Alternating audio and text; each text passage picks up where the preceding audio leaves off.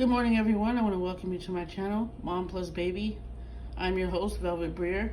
If you're new to my channel, don't forget to like this video, share it, subscribe, click on the notification bell so you can be notified when I upload a new video, okay?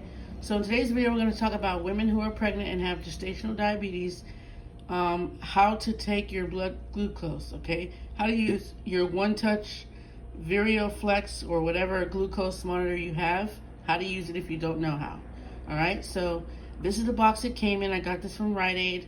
Your insurance mainly covers it, okay? The first one I got, however, was broken. It wasn't working, so I had to go get another one. So I called One Touch, and they were able to give me a voucher to go get a new one, and it works perfectly, okay? So these are what you're going to need. Your glucose monitor, which is right here.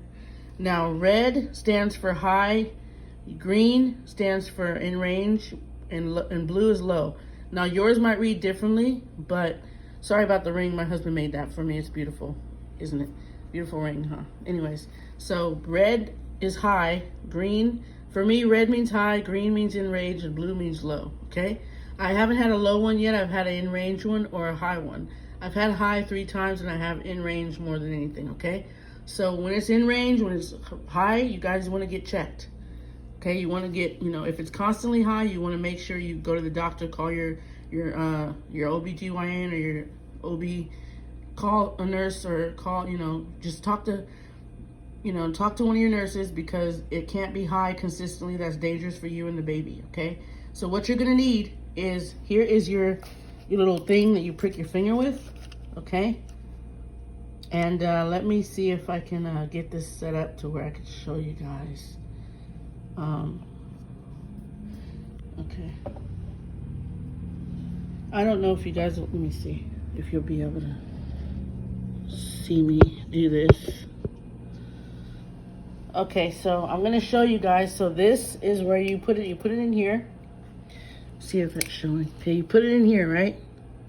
You put it in there. You put the needle inside until it clicks. See, hear that click? Then you turn it, twist it off.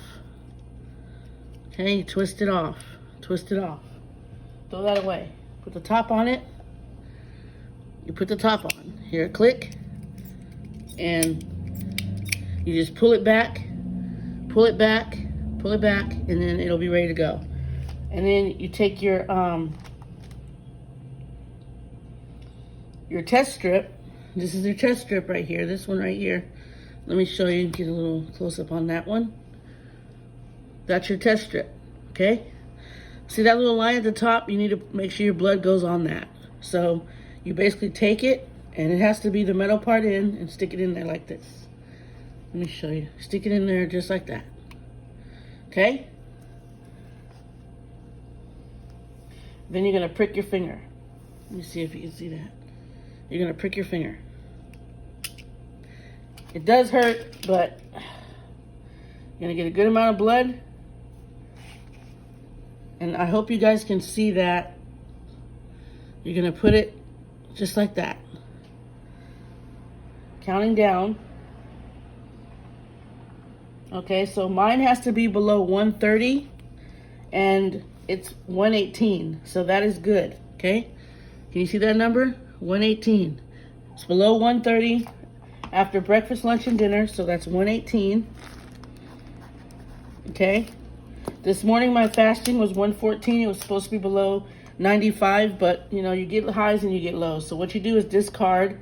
You throw this away, turns it off, and then you take this off and you pull it you pull it back, and then you toss this needle in the trash.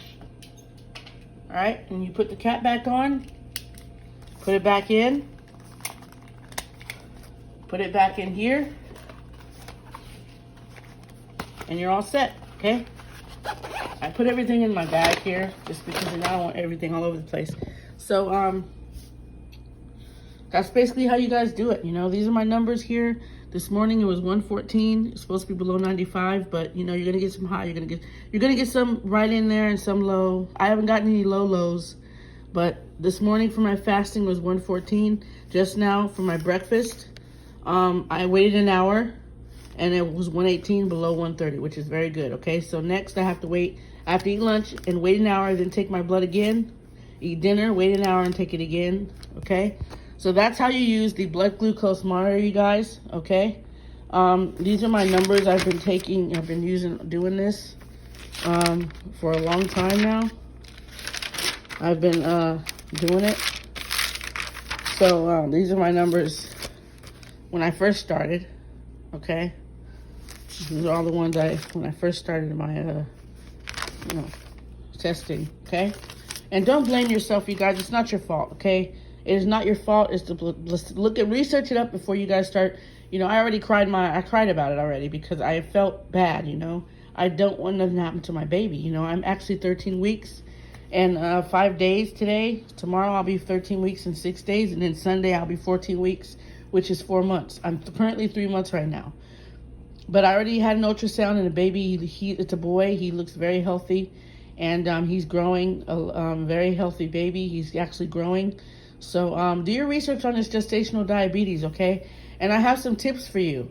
I learned this from watching other videos, okay? So what you want to do is, after you take your blood at nighttime, you can go for a walk afterwards to get the blood flowing. You can also eat a snack before bedtime because you're fasting, basically. So after you eat that snack, you're not, if you eat dinner and then go straight to bed, depending on how early or late you go, you're going to be hungry because you're pregnant, right?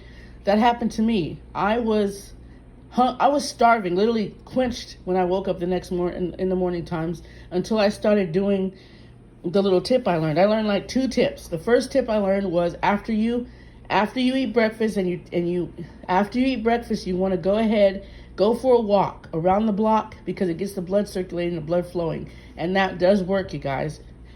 Okay? You want to go for a walk while you're waiting for your hour to be up, and then so you can prick your finger. And this is what mine was.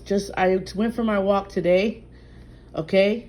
And I waited for an hour, and while I was waiting, I went for my walk, and my alarm went off at 10:01. That was the hour mark. So I took it. It was 118 below 130, okay? Your numbers may be different, but mine has to be below 95 and below 95 for the fasting, and below 130 after breakfast, after lunch, and after dinner, okay? I'm trying to keep them below in that range, okay? You can also watch gestational diabetes videos to learn what you can eat, because dieting, they basically said it's your diet, okay? Your diet is what counts the most, and I already have a nutritionist appointment. I'm going to be seeing them every week, and going to get started with this diet. And the recommendation is you should continue it after you have the baby, because being overweight is not a good thing either, okay? So if you are 200 something, or if you're 190, 180, you need to get down to at least 130, 150. That's where I'm going to go. I'm aiming for 130 or 150. 130 pounds or 130, 150. I don't want to be where I'm at right now. I'm not going to tell you how much I weigh, but I don't want to be where I'm at right now, okay? I understand I'm pregnant, but I was kind of like this weight before I got pregnant, and I don't like it. I'm very not happy with my weight, and I want to make sure I lose weight. So I want to weigh around 130, between 130 and 150, and try to keep it there. So I'm going to be doing some research on how to keep my weight between 130 and 150. And start doing little exercises here and there. But right now I'm just mainly walking after I eat breakfast, waiting for my hour mark to prick my finger. And then after you eat dinner, you wait an hour, prick your finger. Before you go to bed, eat a small snack, okay? And that should help your numbers be lower in the morning times. If you want to do research on how to get your numbers low, period, just watch. It's diet, you guys. You got to eat healthier. They have a lot of women that had gestational diabetes or have it right now in their pregnancy who are vlogging on YouTube. I'm telling you, they're very helpful, okay? Very helpful. And so another tip, try to drink things with low sugar. Like decaffeinated tea is good. Unsweetened tea is disgusting, but it is healthy for the baby. It's more about the baby than it's more about the baby than anything, but you need to be healthy too, because everything that you eat goes to the baby. You need to understand that, okay?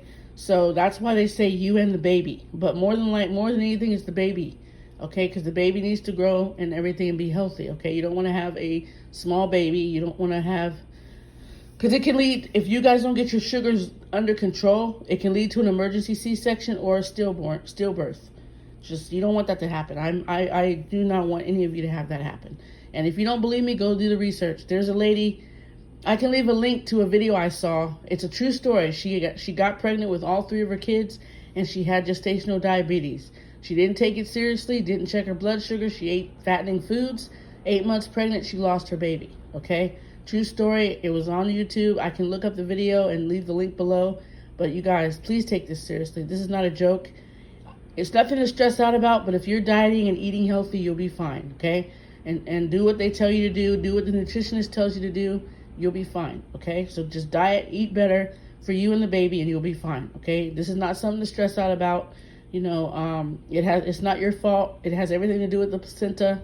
You need to look that up if you want to know more about that, okay? So don't forget to like this video, share it, subscribe, click on that notification bell so you can be notified when I upload a new video. Take care, stay safe, don't stress. It's not your fault.